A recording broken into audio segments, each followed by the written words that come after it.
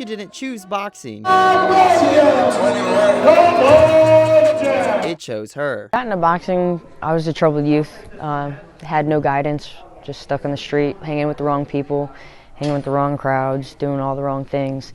And one of the guidance counselors and stuff recommended, to go to boxing with the PAL program.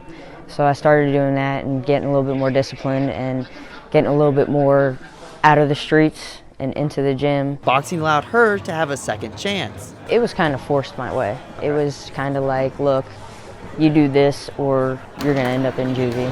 So it's like, okay, I'll do that. That's a better alternative, So I got that second chance. She went into her first sparring match, not knowing how she would come out. When I first started, it was basically, it was like the old school way. They threw you in the ring and see if you sank or if you float. And 9 times out of 10 people sank. Well, they threw me in there with the girl that was best in the county at the time, and it was not a pleasant experience at all. I did not want to go back, but my mom was like, nope, I signed the form, so you got to fill out a whole year. So I had to go back, and after I went back the second time and third time, it got easier for me. The fight was a turning point for Alicia. Yeah, I took a brutal beating, but maybe I needed that. Maybe that was God telling me that was my wake-up call to snap out of the negativity and get into the positive stuff. Alicia is originally from Toledo, Ohio. After taking up boxing, she was supported by one of her brothers who lived in Toledo. Then hardship struck. Well, I had a lot of tragedies in Ohio, and it wasn't, I had lost my brother, and he was the closest thing to me, and he was really supportive of my boxing. When I lost him, it was really hard. It was back into the streets, drugs, alcohol, whatever, just to get things off my mind, and that wasn't the right answer. But like I said, I didn't have guidance, and I didn't have that role model anymore. He was passed, so it was really hard to channel that anger. A good supporter of it, because he was that father that pushed me to go.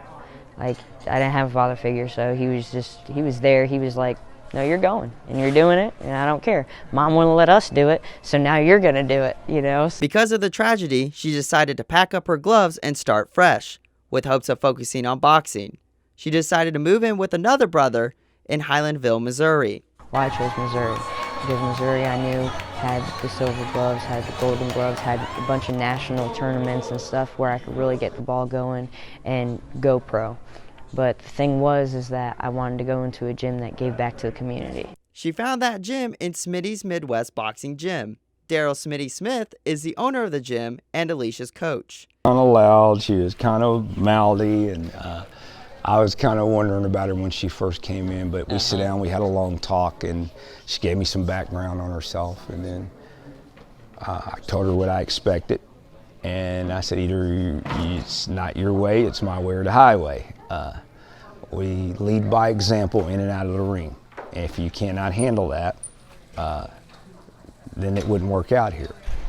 But she jumped right in the program, and she's been a godsend ever since we had that little talk, and that was very, very early when she first walked into my gym. She's done everything right. She's helped out more than anybody I could ever think of. Now the hard work has paid off. Coach Smitty has crowned her White Lightning. The name White Lightning, he says, because when I'm boxing and I'm taking too many hits or I'm not doing what I'm supposed to be doing, he yells at me in the corner, gets me all fired up, and then I go out there and just start dropping bombs and striking like lightning, and just the opponent doesn't know what to do after that. On Saturday, October 26th, she struck lightning and won a world title, defeating her opponent in the first round. The object was to not get hit, but hit. And I accomplished that there in the first round, so it feels amazing.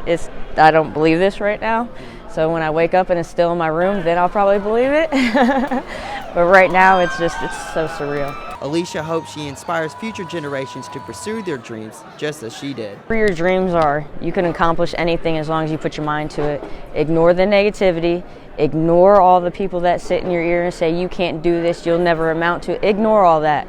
whatever you believe in, you put your mind to that and you will accomplish that. Like I said, this is what I believed in, and it was just a dream.